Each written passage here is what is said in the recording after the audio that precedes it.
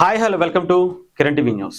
తెలంగాణ నాయకులు పవన్ కళ్యాణ్ గారి మీద చాలా బాగా మాట్లాడుతున్నారు. ఒక రేంజ్లో ఒక్కొక్కళ్ళు పవన్ కళ్యాణ్ గారిని టార్గెట్ చేసుకుంటూ ఒక రోజు ఒక్కొక్కళ్ళు, ఒక నాయకుడు బయటకు వస్తున్నాడు, ఒక ఎమ్మెల్సీ బయటకు వస్తున్నారు, ఒక ఎంపీ బయటకు వస్తున్నారు, ఒక మంత్రి బయటకు వస్తున్నారు. ప్రతిపక్షం అధికార పక్షం అని తేడా లేకుండా అందరూ కలిసిపోయినటువంటి పరిస్థితి కనిపించింది.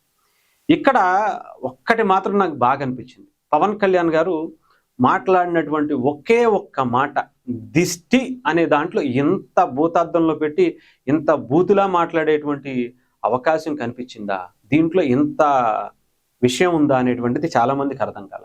అయితే ఇక్కడ ఈ వార్డు వల్ల ఎవరికి బాగా ఉపయోగం కలిగింది అంటే, అటు పవన్ కళ్యాణ్ గారిలో ఆంధ్రప్రదేశ్కి సంబంధించి ఆయనకి ఏమి సపరేట్ మీడియా వ్యవస్థ కానీ ఇంకోటి అవసరంలా. ఒక రేంజ్లో ఆయన ఎప్పుడు కూడా ట్రెండింగ్లోనే ఉంటారు. ఆయన పేరు పడితే చాలు ఆ వీడియో అలా వెళ్తూ ఉంటుంది, అందులో ఎటువంటి సందేహం లేదు. కాకపోతే తెలంగాణ జనసేనకి పవన్ కళ్యాణ్ గారు మాట్లాడినటువంటి ఆ దిష్టి అనే మాట తెలంగాణలో ఉన్నటువంటి జనసేన పార్టీకి ఆ దిష్టి మొత్తం పోయిందనాలి. అక్కడ ఆంధ్రప్రదేశ్కి పోయిందో లేదో తెలియదు, కానీ తెలంగాణలో ఉన్నటువంటి జనసేనకి, జనసేన పార్టీ నాయకులందరికీ కూడా దెబ్బకి దిష్టి తీసేశారు పవన్ కళ్యాణ్ గారు ఆ దిష్టి మాట ద్వారా. ఎందుకు చెప్తున్నాను అంటే, ఆ ఒక్క మాటతో తెలంగాణలో జనసేన పార్టీకి ఒక రేంజ్లో హైప్ వచ్చింది. అసలు ఇప్పటి వరకు తెలంగాణలో పవన్ కళ్యాణ్ గారు నిజమే మాట్లాడుకుందాం, అంత పూర్తి స్థాయిలో ఇక్కడ జనసేన మీద ఫోకస్ పెట్టలేదు. ఎందుకంటే ఆయన ఆంధ్రప్రదేశ్కి ఎక్కువగా ప్రాతినిధ్యం వహించారు. ఆయన గెలిచి అంటే ఒక దశాబ్ద కాలం పాటు ఒక యుద్ధం చేసుకుంటూ వచ్చిన తర్వాత అక్కడ ఎక్కువ స్థాయిలో ఆయన ప్రచారం చేయటం, ఫోకస్ చేయటం, నిర్మాణానికి సంబంధించి ఆ తర్వాత అధికారంలోకి వచ్చారు. ఇప్పుడు కూడా ఎక్కువగా అక్కడ ఉండేటువంటి ప్రజల కష్టాల మీద ఎక్కువగా దృష్టి పెడుతున్నారు. కాకపోతే ఎక్కువ టైం అసలు చెప్పాలంటే అక్కడ ఇచ్చినటువంటి దాంట్లో ఒక 10% కూడా తెలంగాణ జన సైనికులకి పవన్ కళ్యాణ్ గారు టైం ఇవ్వలేదు. ఒక పార్టీ ఫోకస్ చేయడానికి సరైనటువంటి మార్గాన్ని ఆయన ఇవ్వటానికి, అంటే సూచనలు ఇవ్వడానికి కూడా ఆయనకి టైం సరిపోలేదని చెప్పాలి. ఎందుకంటే పార్టీకి సంబంధించినటువంటి కార్యక్రమాలు, ప్రజల సమస్యల కార్యక్రమాలు, ఇప్పుడు అధికారంలోకి వచ్చిన తర్వాత అటు ఆయన శాఖలకి సంబంధించినటువంటి పనులు అన్నీ ఆయన మీదే పడతాయి. ఆయన ఒక్కడే one and only one man army అని చెప్పాలి. ఆయన అన్నీ ఆయనే చూసుకోవాలి. అన్ని జిల్లాలకి సంబంధించినవి, అన్ని కార్యక్రమాలు, ప్రతి ఒక్కళ్ళు పవన్ కళ్యాణ్ గారిని కలవాలనుకుంటారు, ప్రతి ఒక్కళ్ళు పవన్ కళ్యాణ్ గారికి సమస్య చెప్పాలనుకుంటారు. ప్రతి ఒక్క నియోజకవర్గానికి సంబంధించి ఏ నియోజకవర్గమైనా కారణం, ఆయన గెలవని నియోజకవర్గం, ఆయన గెలిచిన నియోజకవర్గం, అందరూ కూడా పవన్ కళ్యాణ్ గారి దగ్గరికి వెళ్ళాలనుకుంటారు. పంచాయతీరాజ్ శాఖ అంటే ఇంకా మనకి చెప్పాల్సిన అవసరం లేదు.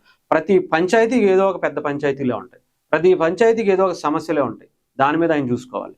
ఇప్పుడు ఈ ఇష్యూ ద్వారా పవన్ కళ్యాణ్ గారు చేసినటువంటి మంచి పని ఏంటంటే, అద్భుతంగా ఆ ఒక్క మాటతో తెలంగాణలో ఉన్నటువంటి జనసేన పార్టీకి దిష్టి పోయింది, ఒక్కసారిగా లైన్ లైట్లోకి వచ్చేసింది. ఏదైతే ఇప్పుడు మాట్లాడేటువంటి తెలంగాణ నాయకులు అందరూ ఉన్నారో ఒక్కసారిగా జనసేన పార్టీకి ఒక హైప్ ఇచ్చారు.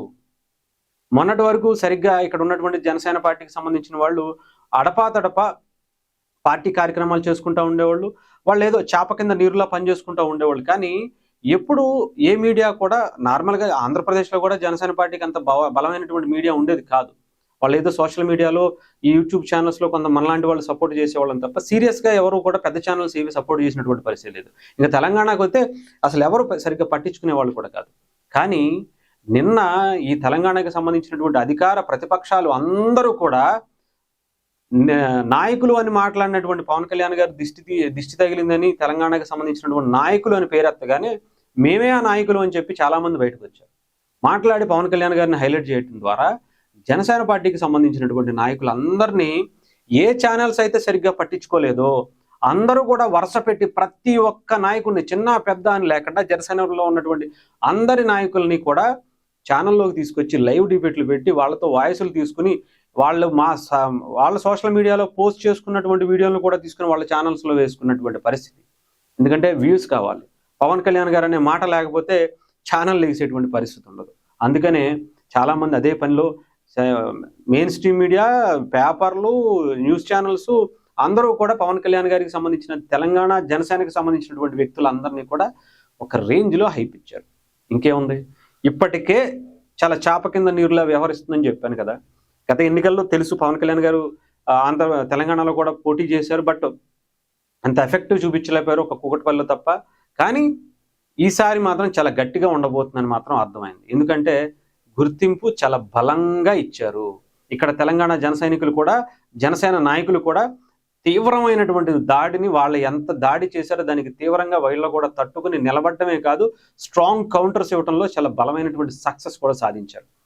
తెలంగాణ దెబ్బ అంటే ఏంటో, తెలంగాణ జనసేన నాయకుల మాటల ఏ రకంగా ఉంటాయో ఇక్కడ ఉండేటువంటి నాయకులు కూడా చూపించేటువంటి ప్రయత్నం చేశారు. కొంతమంది నాయకులు అయితే డిబేట్స్లో ఒక్క దెబ్బకి మాట్లాడలేక ఎందుకు మీరే ఆయన ఎవరో కొంతమంది నాయకులు అంటే మీరెందుకు బయటకు వచ్చారు అంటే సమాధానం చెప్పలేక వెళ్ళిపోయినటువంటి సైలెంట్ అయిపోయినటువంటి పరిస్థితి కూడా ఉంది.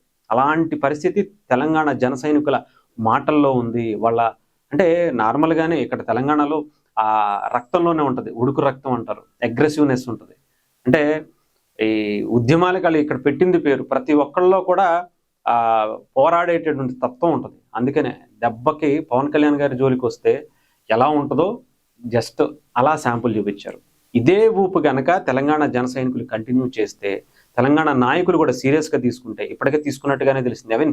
చాలా మందికి తెలియనటువంటి విషయం ఏంటంటే తెలంగాణలో ఇప్పుడు జరుగుతున్నటువంటి లోకల్ ఎలక్షన్స్, పంచాయతీ ఎలక్షన్స్లో జనసేనకు సంబంధించి కోదాడ, ఖమ్మం, అలాగే ఉమ్మడి జిల్లాల సంగతి చెప్తున్నా, నల్గొండ జిల్లా కావచ్చు, ఏది కోమటిరెడ్డి గారు చేసినటువంటి జిల్లాలో కూడా జనసేన పోటీ చేస్తుంది.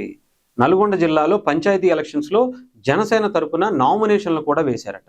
అలాగే కోదాడలో కోదాడ నియోజకవర్గంలోనే 15 సర్పంచులుగా పోటీ చేయడానికి జనసేన వాళ్ళు నామినేషన్లు వేశారట. ఉమ్మడి ఖమ్మం జిల్లాలో అయితే చెప్పాల్సిన అవసరమే లేదు.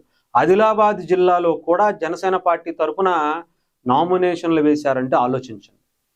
పవన్ కళ్యాణ్ గారి సత్తా ఏంటో మెల్లమెల్లగా ఏ రకంగా చేప కింద నీరులా ప్రవహిస్తూ ఒక సముద్రాన్ని తలపించే విధంగా తను తయారు చేసుకుంటుందో, జస్ట్ నిజంగా చెప్పాలంటే ఈ ఊపు గనక ఇంకొంచెం తీసుకెళ్తే రాబోయేటువంటి జిహెచ్ఎంసీ ఎలక్షన్స్లో మీ దమ్ము ఏంటో, ఆ తర్వాత రాబోయేటువంటి ప్రభుత్వాలకి చాలా ఒక బలంగా మీకు అవకాశం దొరికినట్టుగా అనిపించింది. దీన్ని ఆగకుండా ముందుకు తీసుకువెళ్ళాలి. ఇదే ఉత్సాహాన్ని, ఇదే మీ అగ్రెసివ్నెస్ని ముందుకు వెళ్తే కనుక మీరు ఆంధ్రాలోనే కాదు తెలంగాణలో కూడా జనసేన పార్టీ ప్రస్తావన లేకుండా, ఇప్పుడే ఆయన ఏ ముహూర్తాన ఆయన అన్నారో కానీ పవన్ కళ్యాణ్ గారు 2 తెలుగు రాష్ట్రాల్లో జనసేన పేరు లేకుండా రాజకీయాలు జరగవని అన్నారు. అదే లాస్ట్ ఎలక్షన్స్కి జరిగింది. బీజేపీ కూడా పొత్తుకొచ్చింది. ఈవెన్ తెలంగాణలో అయితే పవన్ కళ్యాణ్ గారు రూల్ చేశారు కాబట్టి సరిపోయింది. ఇంకా రేపు రాబోయేటువంటి ఎలక్షన్స్లో కూడా జనసేన ప్రస్తావన లేకుండా తెలంగాణ రాజకీయాలు కూడా జరగవనేటువంటి పరిస్థితికి వచ్చిందంటే పవన్ కళ్యాణ్ గారి స్థాయి ఏంటో, ఆయన మాట యొక్క పవర్ ఏంటో మనకు ఇప్పుడు అర్థమవుతుంది.